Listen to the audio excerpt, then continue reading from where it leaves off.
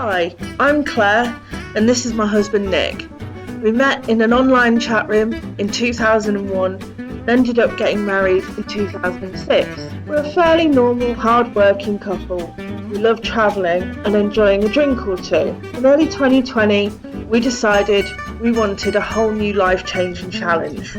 So we said goodbye to our jobs. We sold our Wiltshire farmhouse.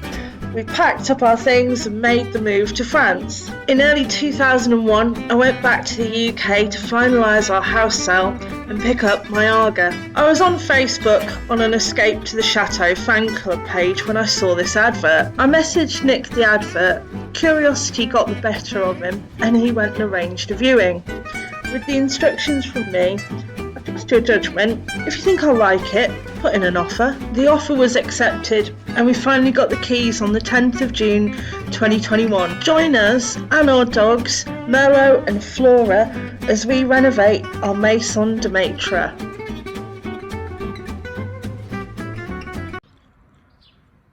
Go! There you go. Hi, welcome back. Little tour of the garden now. Sorry. You keep looking at me, avoiding the dog shit. Yeah. This is our garden dog toilet. Great. So do it all again. Yes. And out of the house. Sorry. There you go. Hi, welcome back. We're going to show you around the outside of the house now and all of our outbuildings. This is just one of the ways in and out of the house, which leads us to a little bit of garden between Rue Principale and the main Maison de Maitre. Just above the entrance, I'll just show you this little glass canopy. You see quite a few of them in this area of France, and it's a nice traditional little detail that we'd like to keep. Moving on, we've got a set of doors that we haven't opened yet. That takes us to the corridor between the two houses, above which there's some windows which I don't like. Claire does. We'll see whether we get to keep them or not. Moving on, got a nice traditional cast iron fence with a pedestrian gate. You can imagine once upon a time the owner of the house coming in and out through this gateway, walking on and up this nice double entrance staircase to the doors here, which again we haven't opened yet because of the spiders, but one day we'll be brave and we'll do that. And the steps lead down to the pathway to the front garden. The entrance to the front garden is for your carriages, these lovely double wrought iron gates. We've had to put some protection up in chicken wire up to here because our lovely little dog Flora has taken it upon herself to escape between the railings and run down the road several times, so we've had to put the protection up. Little thing we just noticed, which we hadn't seen before, not quite sure the purpose of it, but we have this enormous tap. Nothing coming out of it.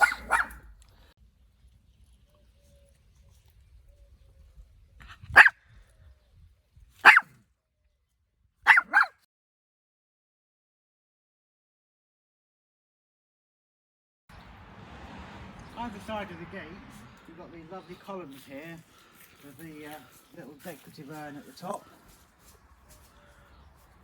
right next to this enormous tree. Now they do a lot of pollarding of trees in France, and you can see by the shape of this tree it has been pollarded for a lot of its life, but not for the last probably 10 or 15 years. It's well overdue, so that's a job I'm going to have to get on with just as soon as winter comes. But looking at the size of that tree, it's been here a long time, possibly planted at the same time the house was built. So the wall extends around the boundary of the property at the front. We have a gateway through here which will take us through to where there's a well in the front area. At this point, we know that there was a fountain above some kind of water storage where they kept water for use within the sausage factory. We have to open it all up and have a look and see how we can restore this. You can see the wall carries on following the boundary of the property and ends up towards this, our first outbuilding.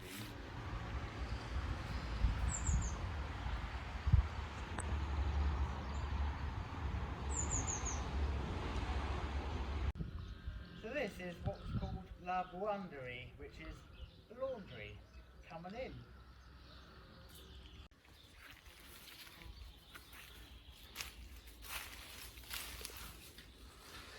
Quite a basic room. At this end there's this enormous concrete structure which I think is a sink where they probably did the laundry. We've got a drainage channel which runs down the room. Behind the door is a fireplace which has seen better days. Missing window. What is a nice feature is this pump. Bit of work needed in here, but it might well turn into a lovely little gite or a bedroom. It's got a doorway of its own which leads onto Impasse Réalien, which is a private little side road that we share with our neighbours. So we come out of the laundry now. Across here you'll see metal doors, that's the access down to the cellar, so you can get your barrels in and out, very important. Just by these, which is another double staircase leading up to the central corridor of the Maison de Maître. So from the garden at the front here you can see all the layers of the house, the attic windows, the bedroom rooms, the ground floor, and even down here at the bottom the windows down through to the cellar.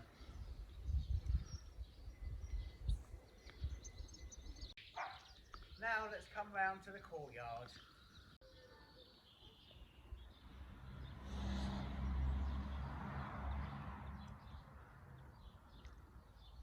This is one of our favourite features, these lovely wrought iron gates at the front here with the two columns with urns either side.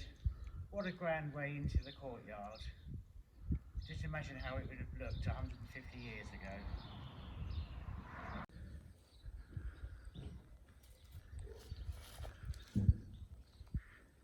So we've got lots of outbuildings, too many to really mention in order, but we'll start in here.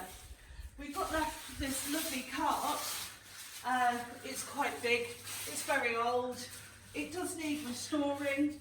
It may end up as a flower planter, we really don't know yet. If you come further to the back of the building, it's not very pleasant in here at the moment. It smells quite a lot. This tank would have been used originally for water, but unfortunately we found a couple of pine martins that have sadly fallen into it and passed away. So it smells really, really horrible in here. At the back you've got a woodwork shop. There's a lovely woodworking bench and some old tools. This is one of the first tanks that you come to. We've made sure that all of the tanks are sealed over so that Flora and Merlot can't fall into them and meet their doom. Further along here, we have another one of these tanks underneath the floor. It then runs through into the next outbuilding.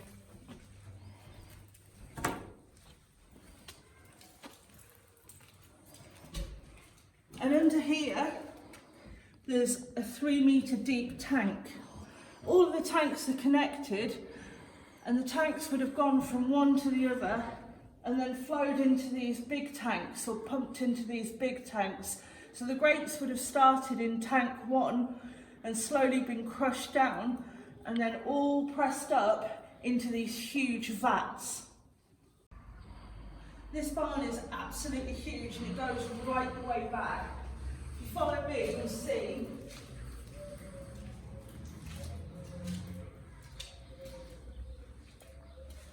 all of the fronts of the tanks have been painted, and there's still all of the old ironwork and steelwork on the front of the tanks, such as the old pipes and all of the containers to the front.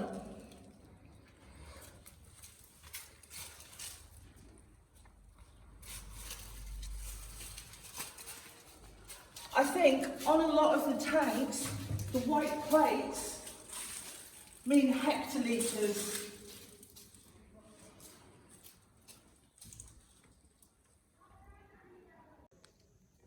So in here there was the capacity to hold tens of thousands of bottles of wine. If you come over here, you can actually look and see the backs of the tanks and how it echoes. So on top of here, all of the tanks are sealed, but they have got squares in the actual floor that you can lift to look into the tanks. There's some quite interesting tiny little bits that I'll show you up here in a moment. But as I said, it's really old, it goes right back. It's kind of really dirty and smelly. Now, apart from some rat poison, there's different kinds of things for testing the alcohol in the wine, or the volume by alcohol in the wine. There's all sorts in this little cupboard. Spoons, paintbrushes, pegs, taps. I don't know whether you can see, but this is some kind of vegetable soup or stew. And then in the bottom, you've got something that's like sulfites to go in the wine. And of course, just looking on the wall, it needs a good clean, but somebody's actually even left kindly the instructions of how to use all of this. I'll just give it a quick clean.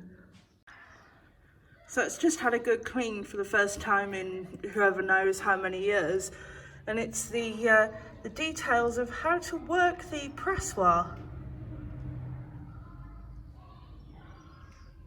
And this bottle obviously failed the bottling process. In one of the cupboards in here, we found a load of the original marketing from the sausage factory. They're all the same, but they're quite smart.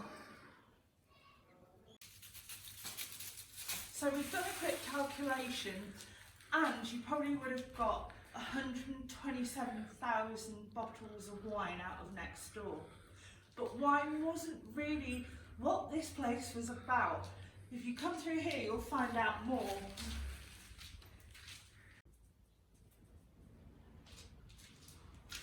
So this is another reason why we bought this house. Look at this fantastic still.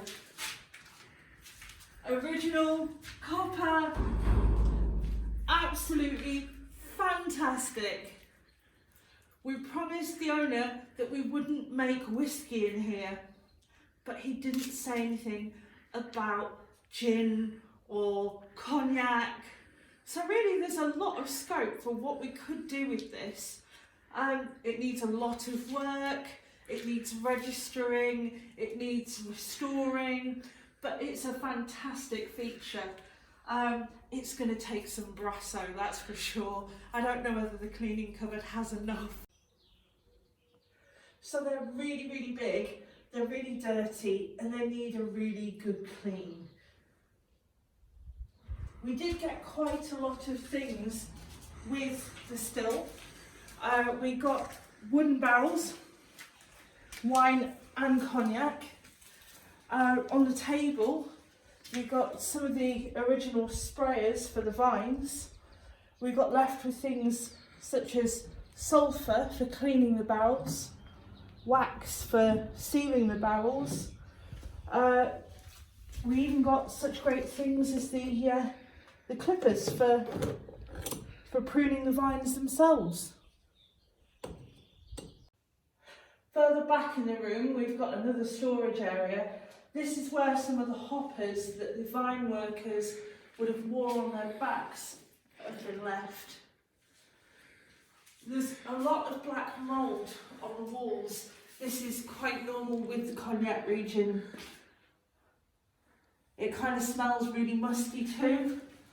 We've also got some of the original pumps, some of the original wine vats. And if you really, really want to come and stay with us, currently we are offering accommodation on this fine pull-out bed. Who knows when it was last used? And we also have excellent toilet facilities. The day that we moved in, we looked around the corner in the actual building and we saw something on the top that we'd never seen before. And all of these doors were hidden by vines and weeds. And all of a sudden, I thought, oh, there's something behind there. And I opened these doors. Ta-da! 2 fantastic toilets. We don't know where they flush to. Lovely colour. I'm going to shut this now and I'm going to hand you over to Nick, who'll show you around the rest of the outbuildings. So next to the fantastic toilet facilities that we have in our courtyard, we have a hangar, which is a large open barn, big enough to park a van in. A couple of buildings to the side. We've got what I think was a sawmill, and then a poulallerie, which is a hen house.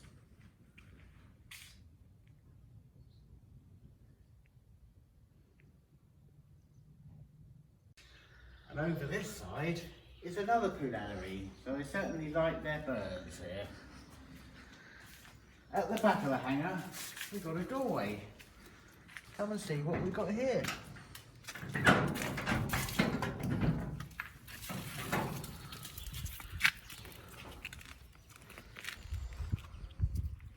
And this is another walled garden that we got.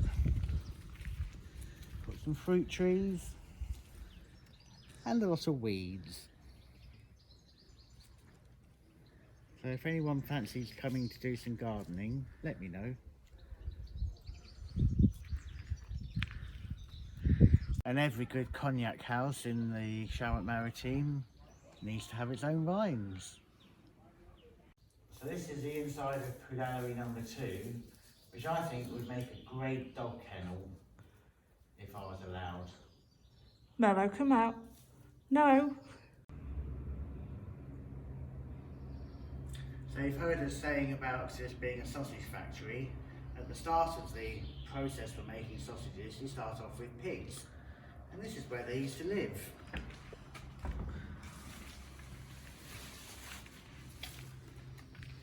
The lights don't work, but you'll see what I mean. These are little pens where they used to live.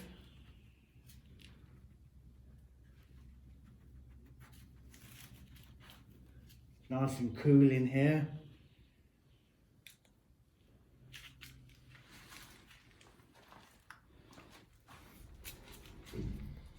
They could be shut away.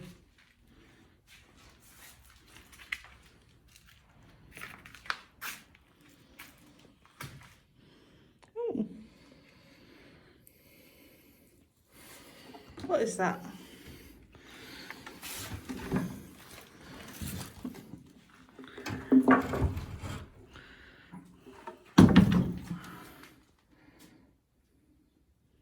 Some kind of crate with a big spider thing on. Oh, brandy. Ah. If only it was full. I think you've got some table legs behind you. Oh, yeah.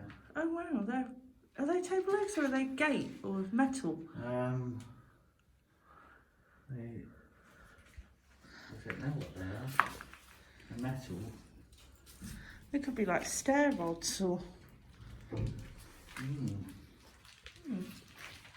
You shining at them? Wow. They're really quite cool. Go at the top. Wonder where they've come off.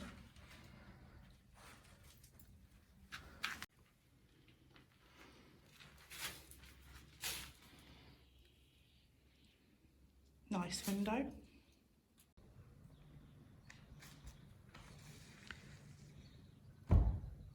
So, the next door we have along here is a bit of a changing room.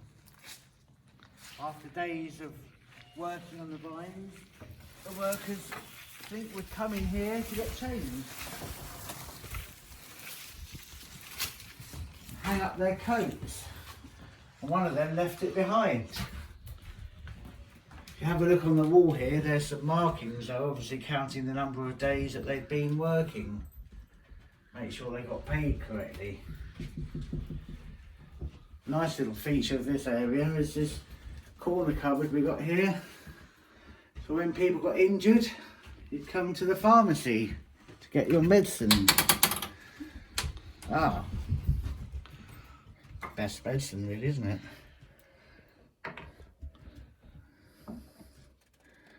This little thing we found. I think measures the amount of alcohol in liquid. Quite an old version. Don't know if it works, but I think we'll leave that behind for now.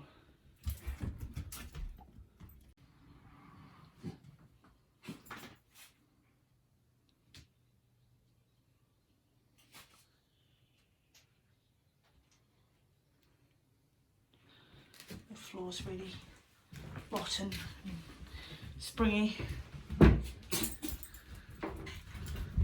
Alright, let's go and look at this room.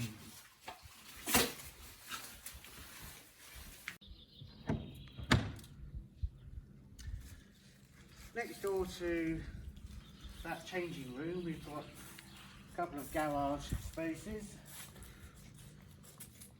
and another garage space, but this one got a big sliding door that goes through to another room. Now this room is a bit strange because there's two channels along the floor, and at either side of the room there are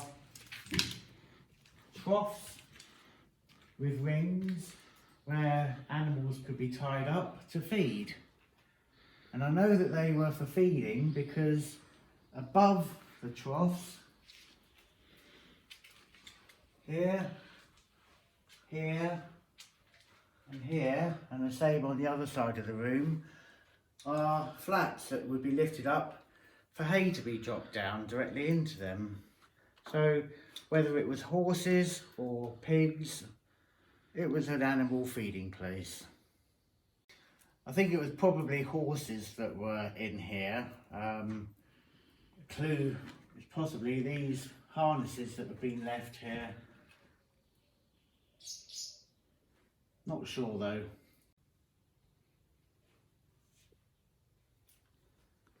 Now, as part of it being a sausage factory, we know that on site there was an abattoir.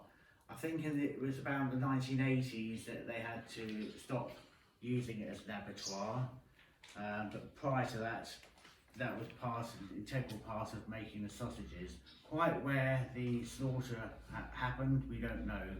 Possibly in here, which then the troughs would become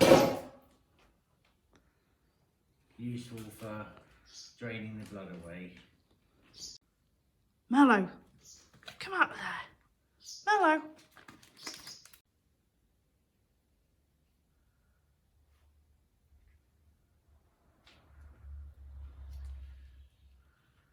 Every time we looked at the house before we bought it, we looked at the stairs that are here up to a room above, but the condition of them isn't great.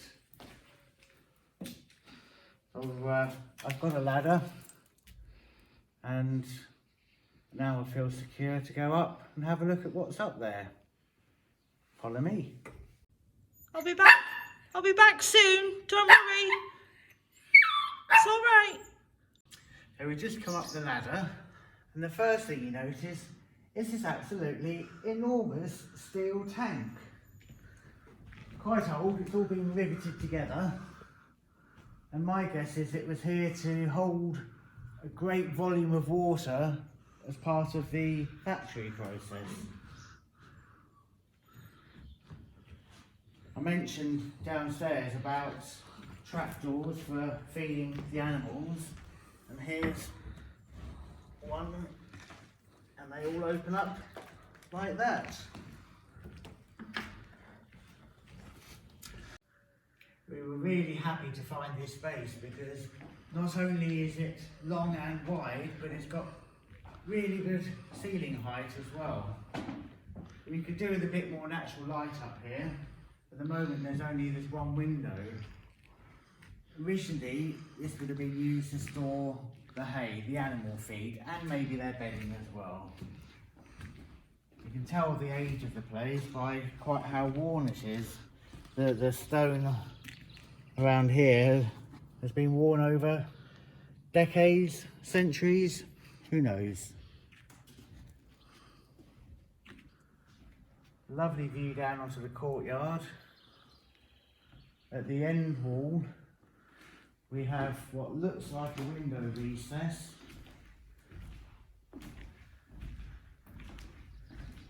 But there isn't a window.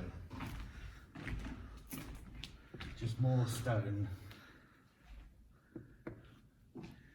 There's another one up there. Where? See the square?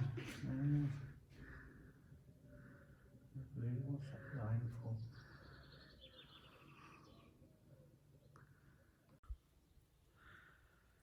So that's the end of the tour for now. There are a couple of other attic spaces that we haven't shown you.